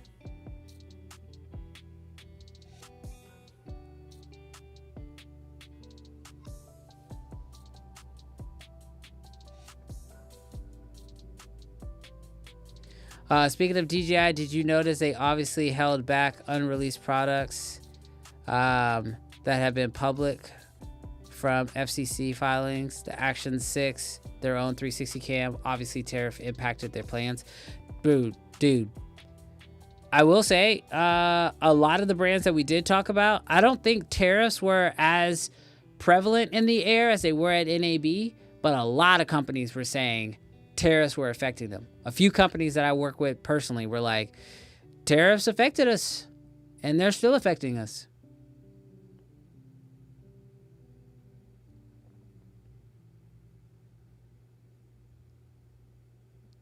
Bay Richardson says, record your talking head style once a day and learn from each video. You'll see an improvement after a while. Do subtle tweaks in each new video. Yeah, bro. One video at a time. The lives are way better than the others, than other thought scripted combos. Than the overthought scripted combos. Drop some heat in your DMs. I'm pretty sure it's all public facing as it's directed at investors. Ooh, George, what'd you send me? What's going on? Is my phone dead? What? How did my phone die? Oh, that's trash. It's like sitting here with my phone on the charger, but the charger wasn't turned on.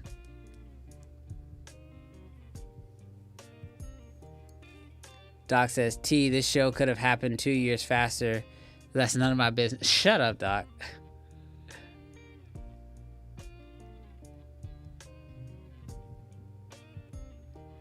Kofi says, Cuzzo, do it. I started 3 years ago watching these guys, and if I didn't take the leap, I'd never be here. Bro, and now Kofi's one of our good friends. That's the thing I love about content too, is like, it's through content that you make some of your best friends. I'm just looking at a few things right here. Like the 3 comments that I see here, Doc, Kofi, Jeremy. These are people that I like talk to now. Like Jeremy and I have been going back and forth working on a design for something. I don't know if I can tell people publicly, but like, I met Jeremy through content. I met Kofi through content, and then we met at NAB, and like we connected because we knew each other. I met Doc at, I think, NAB a few years ago, but like we connect through content. So like content could also just bring you some of your best friends you've ever met before. I met Cam through content. Like some of your best friends you might meet through just creating content and putting it out there. FYI, DaVinci originally is a Florida-based company until Blackmagic Design bought them. I think they were still developed in Florida. Really? I didn't know that. Huh.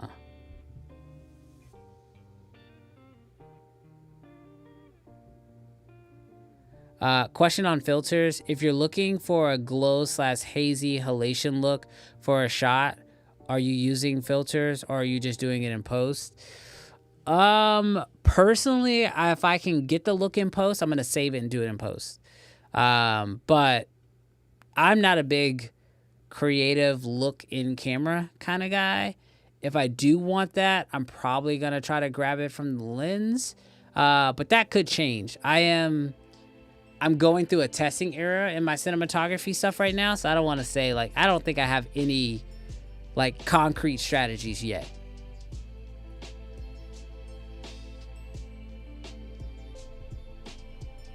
Doc says, my dad used DaVinci when it was like a $10,000 program. That's crazy. Remember when some Apple stores in New York City used to have red cameras on display to try out? I'd love to see that again, but with Blackmagic cameras. Dude, I did not know that. That's cool. I had no idea that Apple held red cameras.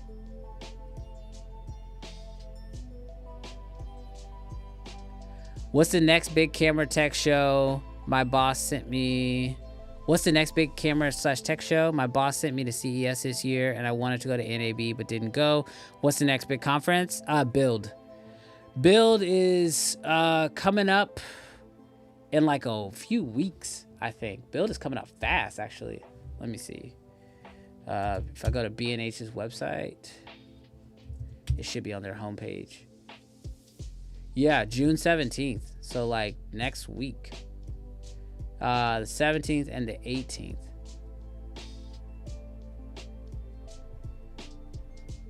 Yeah, so literally a week from now.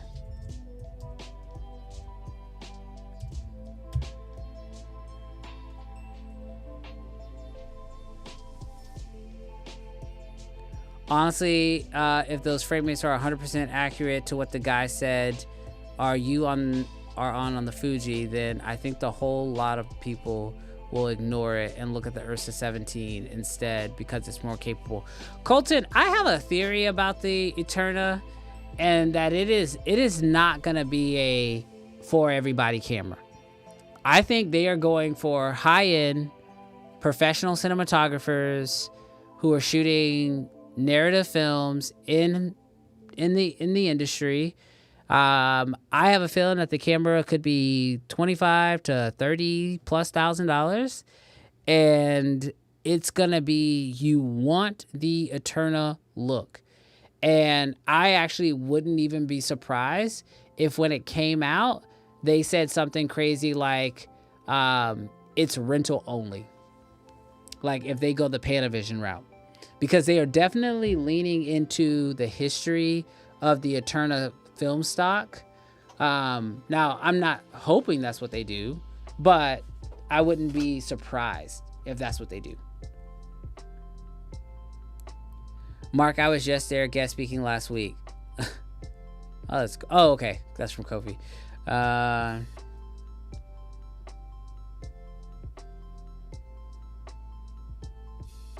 Oh, Hot Mic is public info, by the way. Okay, so Jeremy is working on something called Hot Mic. If y'all have seen him, he's working on one for this one right now. But on my other microphones, there's the uncensored tags that go onto the microphones. So Jeremy's been working on those, and he's working on a few extra ones for me. Hopefully, they'll be all done soon.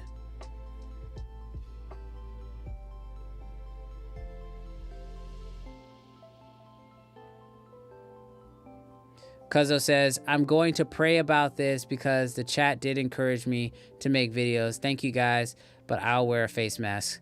But I will seek God on this. Bro, you should. You really should. Definitely pray about it. You know, I don't know your situation specifically. And so if you are really worried about, like, you know, your, like the way you look or something like that, you know, one, I would hope that that wouldn't be as big of an issue for you, because we're all, you know, we're all made in God's image. I mean, I'm a Christian. We're all made in God's image, and I think that, you know, people who create content despite their, you know, what they might look in their life and see as shortcomings might be something that encourages somebody else and gives somebody else the encouragement they need to be able to make that big step. But ultimately, you know, I would love for you to, like, you know, definitely pray on it, figure out what's best for you, and run it, bro. But you definitely have the power of the Creative Fam behind you, and we support you in whatever you're doing, man. We just want to see all creators grow.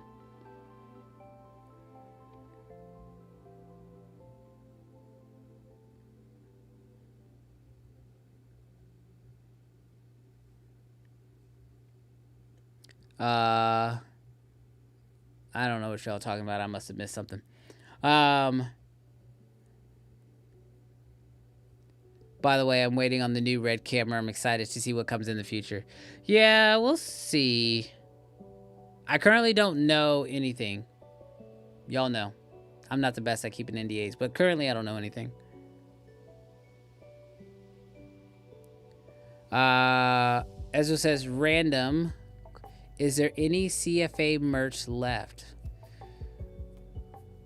Well, Ezra, I will just tell you, just nothing public yet. But for a few people who are in our mentorship program, we might have a little something we're working on for y'all.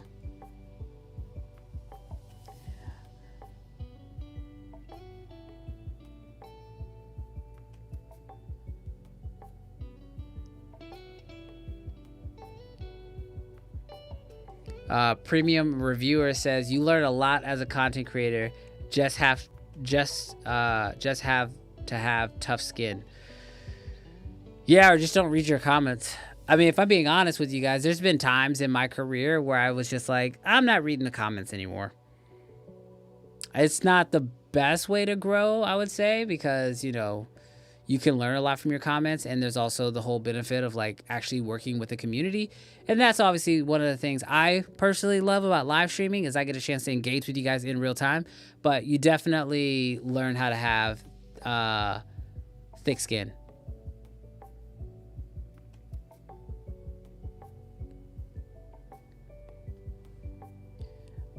Mark says, dude, Brandon,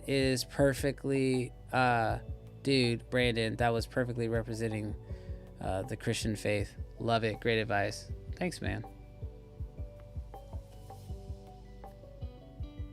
Facts, bro. Always pray on life decisions. We will support you either way.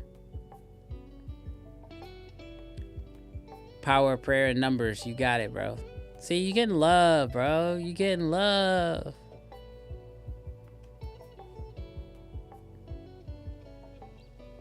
I might be one of the only people that might look into buying the FX2.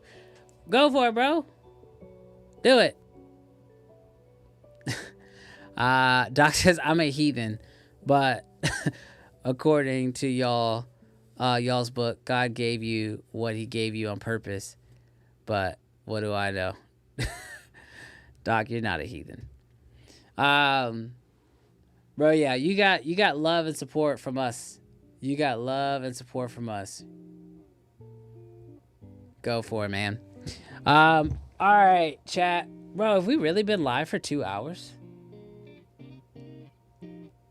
Have I been live for 2 hours? Holy smokes, we've been live for 2 hours. I did not even realize that. It is 8:30, y'all. Man, this has been fun. I've had a great time hanging out with y'all tonight. I didn't work on anything I was supposed to work on. We just started chatting and we started chatting, you know? But y'all, it is always so much fun to hang out with y'all. I love the love and encouragement. Especially all the encouragement to Cuzzo. Dude, you know, if I could leave y'all with any last parting words, it's just go after what you love. Life is short.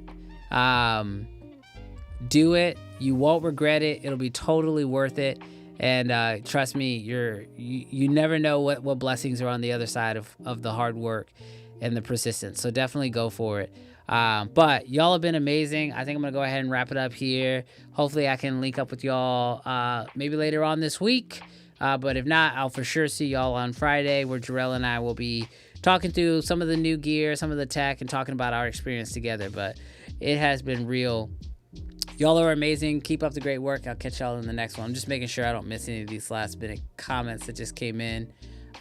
Enjoy your night, everyone. Thanks, man. Later. Yeah, I went to the store, cooked dinner, fixed up, line up, productive stream. Nika got some work done. Always great chatting with the community. Yes. Thank you guys for a great time.